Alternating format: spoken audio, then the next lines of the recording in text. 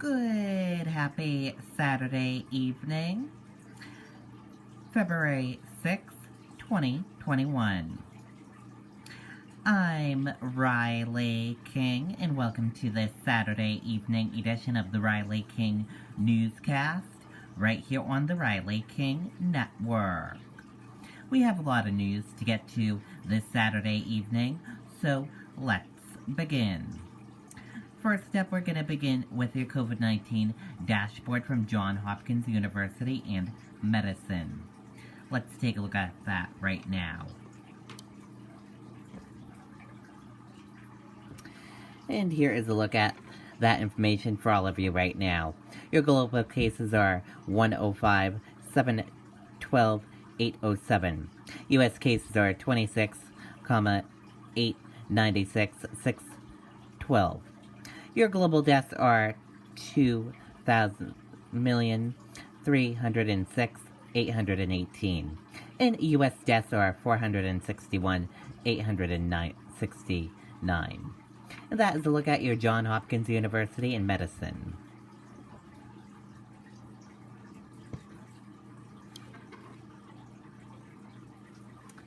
And now let's get to your other news. Brett Reed, Chiefs assistant coach and son of Andy Reid, involved in a crash that seriously injured a child. Brett Reed is being investigated for impairment, police said. Brett Reed, an assistant coach for the Kansas City Chiefs and son of head coach Andy Reid, was involved in a serious crash Thursday night, according to the police. Reed is being investigated for impairment, Kansas City police said. Reed suffered non-life-threatening injuries, but 2 children in a car involved in the crash were seriously injured, including one with life-threatening injuries. Family of missing toddlers speak out, says their public targets. Their 2 sons have been missing since December 21st. An urgent search for 2 California toddlers missing since December 21st, 2020 continues.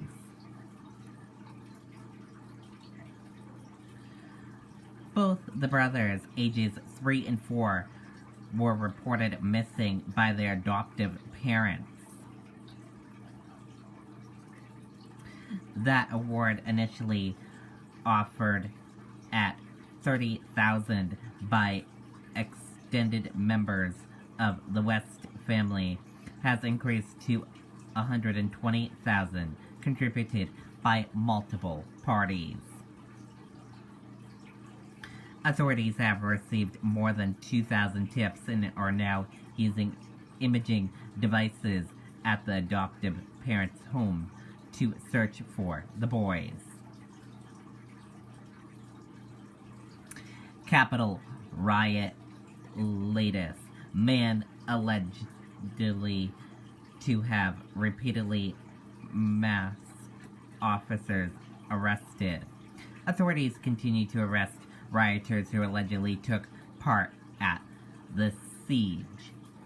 Federal authorities are continuing to charge rioters who allegedly took part in the siege on Capitol Hill on January 6th.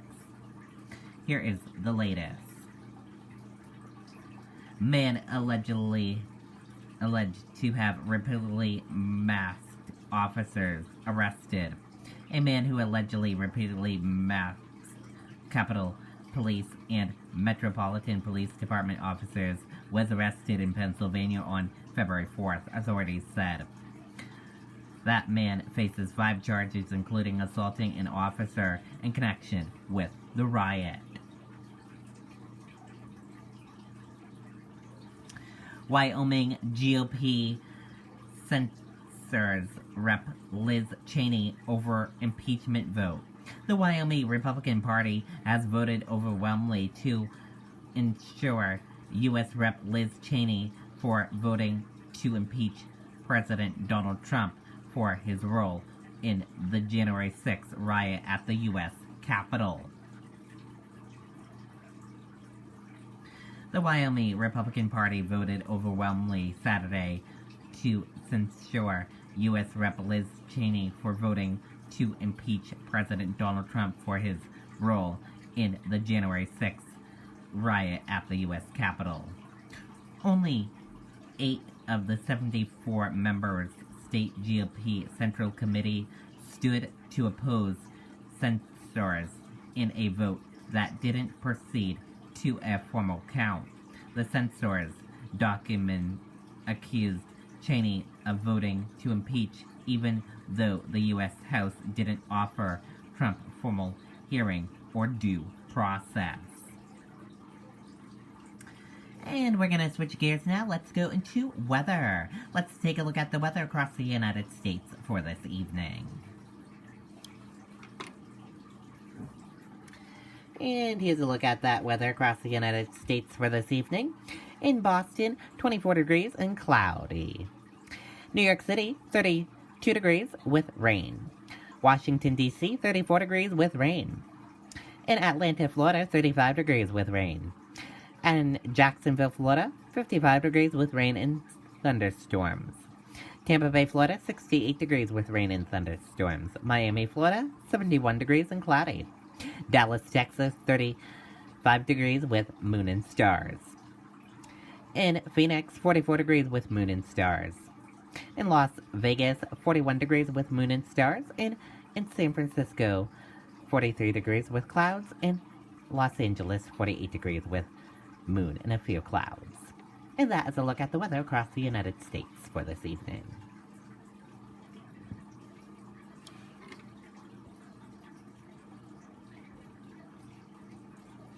And take a look at this story. Before we end tonight's broadcast, take a look at this story. Never miss a Super Bowl. Club members keep streak alive despite COVID-19 restrictions. Let's take a listen to that video from CBS News.